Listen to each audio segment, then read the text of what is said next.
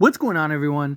Has Steve Kerr been exposed coaching Team USA? Because he has not been very good. The U.S. team has not ran through everybody like we expected. Right? They've had a couple games where they've just won in dominant fashion, but all of the exhibition games, a lot of the just qualifying games, have all been very close. Now, the Serbia game, I thought Steve Kerr was terrible. I did. I thought his rotations were awful. I just thought there were at times where it looked like he just was grasping at straws. Right? He loves to play small guards. Like he's playing Team USA as if they're the Warriors, but they're not. Right? Like you have these versatile players, and like Jason Tatum. I know his offense and his shooting has been awful, but like he would have been very versatile in just defending out on the perimeter, especially with his size and his length, while Serbia's just shooting the lights out. And it's just, to me, it felt like Team USA won in spite of Steve Kerr.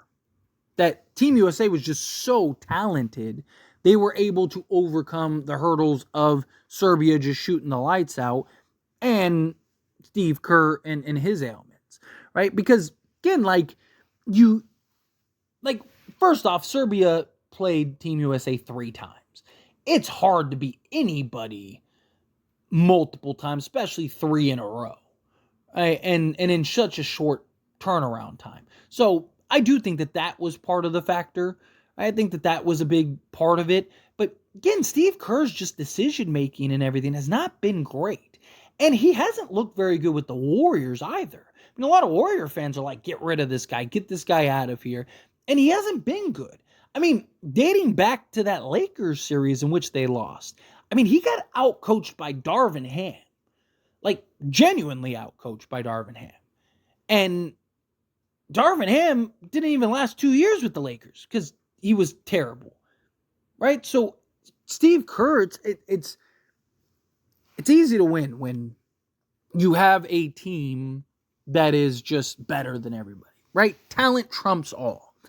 And look, I am a big coach defender, not just Steve Kerr, but, coaches in general.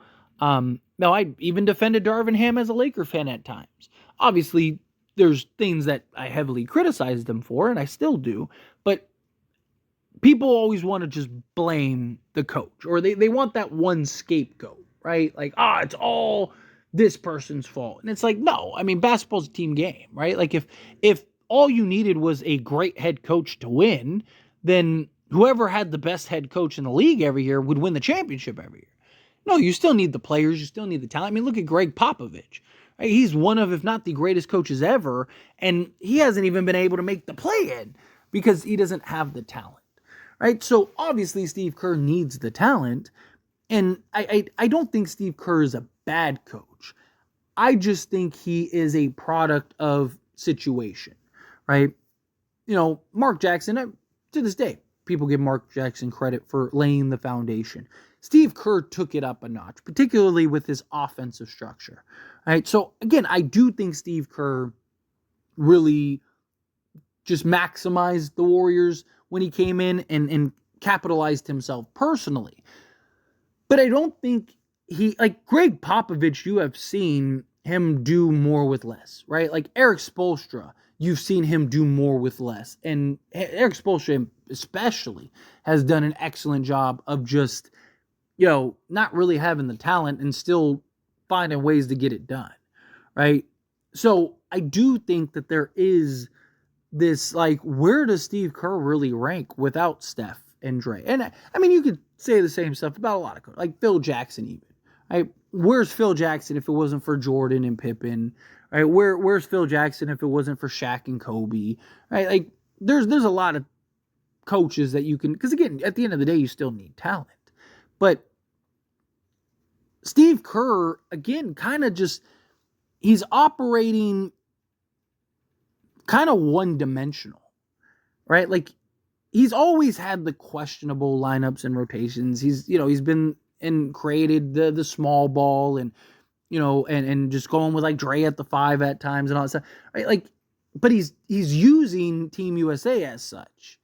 And it's bit them in the butt a couple times. Luckily, it wasn't enough to really do some significant damage, but it's scary to think about. And now you're about to play a team in France that has Victor Wembanyama and Rudy Gobert. Now, France seems completely off of Rudy, but still, like, they have that size, and, France could end up using that against Team USA. And, is Steve Kerr going to actually do what's best and go with like an AD and a Embiid?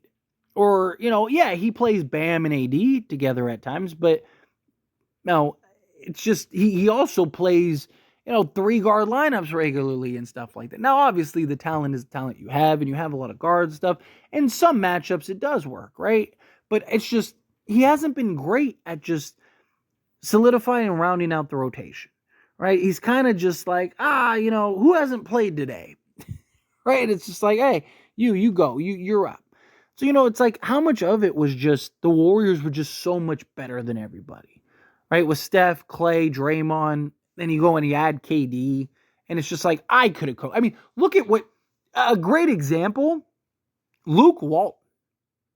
Luke Walton, like, went what? What did he go? He went like 27-2 or something crazy like that, with the Warriors, and everyone thought he was going to be the next great head coach, and thought that was it, and everybody's stumbling over themselves to go land Luke Walton, and then Luke Walton goes to head coach the Lakers, and then he's out in like a year and a half, and then he goes to Sacramento, and he's out in like a year and a half, and now he's like the third assistant on the Cavaliers, because the Warriors were just that good. Like, I could have coached the Warriors and won a championship. They were just that much better than everybody, right? Like, they were. So, again, it's just, did Team USA win in spite of Steve Kerr, right? Rather than with the help of Steve Kerr. Steve Kerr basically did what we all would have done. Throw out your 5 best guys and hope that they win it. That's literally what he did, right? LeBron, Steph, KD, Embiid, right? Like, and then, he had Booker, but Booker was really good on both sides of the basketball. So it makes sense. You kind of want that 3-and-D guy out there with them. But like, literally just said, hey, KD, LeBron, and Steph, I need you to save us. And they did. They did, which is, I mean, again, it's their job. It's the job of the players. It's what the players are supposed to do. Again, the players play the game, not the coach. And again, I don't think Steve Kerr is a bad coach, but he's just, for so many years, has been put on this pedestal. And like, I've even done it too, right? I mean, I've talked highly about Steve Kerr, and I still think he's one of the better coaches in the league, but it's just his philosophies and the way he goes about his rotations and his structures, right? Like, it worked with the Warriors because you had the personnel and the players to make that work, right? You had prime Steph, you had prime Clay, right? Yeah, you had the 2 greatest shooters the league had ever seen on the same team. Then you had Draymond and his versatility as a playmaker and defender, right? Like, you had the pieces to where it made sense and you can get away with it, right? Like, sometimes the perfect coach just finds the perfect roster, right? Like, sometimes just things, the peg finds its hole, right? Like, sometimes things just line up perfectly, right? Like an eclipse, right? Like, it's just, that's kind of what it feels like with Steve Kerr. Especially these last few years, that you're seeing kind of the Warriors decline and the end of a dynasty, and his struggles, and he's kind of even all over the place with the Warriors, right? Because it's not like he's just completely lacked of talent. He's all over the place. I mean, even like with Clay, it's like, you can't, like, even with the Warriors, he doesn't even have like legit starting lineups at times, and it kind of seems like it's game to game and stuff. Now, to an extent, yes. Okay, again, you're playing, if you have 2 bigs on the roster and you're playing Minnesota and the 2 bigs can play alongside each other, right? Like, if you have Anthony Davis and Joel Embiid and you're playing Minnesota, yeah, you want to go with the 2 bigs that game, right? Like, So again, certain matchups, sure, I get it, but you also want that stability. You also want those pieces, right? Like, he kind of is all over the place at times. He's starting Clay, bench Clay, starting Clay, bench Clay, bench pod, starting pod, Kaminga, right? Like Kaminga, is killing it and looking great, and then he just like pulls him out, and like it's just his decision making at times isn't great, and it's mostly the rotation. And I know Steve Kerr, like his philosophy is like everyone needs to play at points during the season, so that way, you can't, like he's even said things like, I can't expect players to be ready, and I'm paraphrasing, but essentially I can't expect, we always talk about, players need to stay ready, but how can somebody stay ready when they've never played or they never get to play, right? There are philosophies that he has that, like, yeah, I agree with, but you also need to win games, right? And Team USA, I do think the world in general has caught up in a lot of ways, but Team USA has way too much talent, and it's just, there's just been these games, and it's almost like blatantly obvious. And just Steve Kerr, it's almost like he just doesn't see it.